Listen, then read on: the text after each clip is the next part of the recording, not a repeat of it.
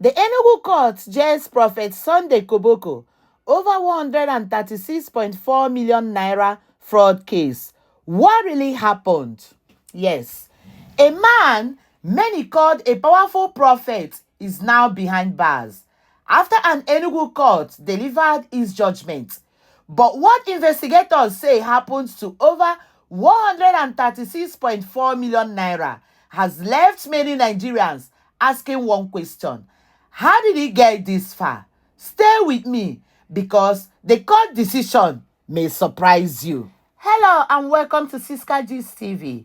If you are new here, please subscribe and turn on notifications for verified breaking news and court updates from across Nigeria and beyond.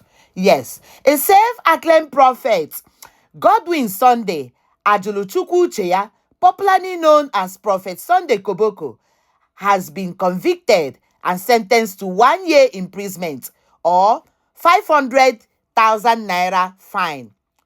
Court orders sale of his property by an Enugu State High Court for defrauding members of his ministry of 136.4 million naira through fraudulent investment and false spiritual claims.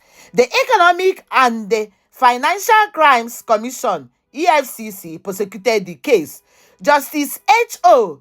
Eya of the Enugu State High Court, sitting at Independence Layout, Enugu, delivered judgment on 17th July 2026 and convicted the cleric after he pleaded guilty to a 2-count charge bordering and obtaining by false pretense and stealing. According to the Economic and Financial Crime Commission, EFCC, Enugu, the prophet defrauded his members by selling some spiritual products for prosperity. Spiritual products like miracle stickers, spiritual dragons, and Holy Ghost thunder. Oh my gosh. This prophet normally sells this material. He said that he has the one that they call miracle sticker. He also have the one they call spiritual dragon. And he also have the one they call Holy Ghost thunder. I wonder this Holy Ghost thunder, people buying Holy Ghost thunder, I wonder what they will be using that to. How can you buy a Holy Ghost thunder? Who are you gonna invoke that thunder to? My brothers and sisters, I don't know. As you can see from the screen, this is his picture with the Holy Ghost thunder. I don't know people, buying this Holy Ghost thunder, what they will use this Holy Ghost thunder for. Yes, one of his member, Mr. Oke Owakwe, petitioned this pastor, Pastor Koboko, for collecting 6.2 million naira for spiritual work to pray for the return of his brother who traveled overseas since 1997 to return home. Yes, Mr. Okechukwu said that he collected almost this 6.2 million naira, that he promised him that after praying, that will make his brother to come back home. But after collecting the money, that prayer did not work. He also deceived him to pay 3.2 million naira for his sister-in-law who had been childless for over 15 years to conceive. But after collecting this money, that did not work also. That led to Mr. Oke Owakwe to petition him. Yes, he also deceived church members in investing money to him by claiming he had won 30 billion naira in the Baba Ijawo lottery and was promising them that when they invest on that he gonna pay them more in the return. He was also telling the church members that he had 30 billion naira, that the church members should invest.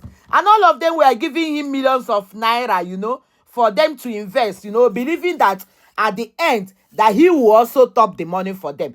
Even according to a alleged story from EFCC, there's another of his member that petitioned him. The name is Mrs. Nkiru Ngele. She also said that she paid 6.7 million naira to him, that he lured her into believing that he has power to raise her husband from death.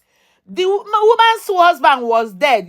This pastor said that after paying 6.7 million, that he will raise the man that is dead. But he did not. After paying that money, the money went on. he defrauded the woman, without raising the man from the dead. I wonder how people will raise somebody that is already dead from with 6.7 million. If that is the case, people will be dying and their people will be raising them up.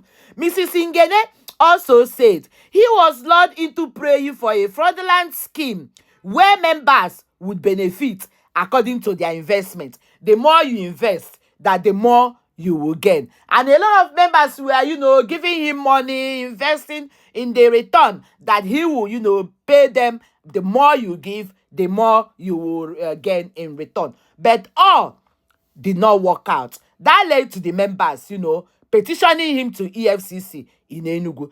Guys, but before we go on, I will want you guys to see from yourself what viewers online, what they have to say about all these his schemes. People online, came out to bash on him. How can this be happening for a man that called himself a man of God to the extent of selling Holy Ghost thunder? That what would that be? That, let's see from people's reaction what they wrote online. This person said, and I read, but why person kuku buy thunder with him money? Make una show us how the thunder package be like. Oh my God, this is not easy. Another said, if you can contribute to buy spiritual thunder, your problem is more than the defrauding.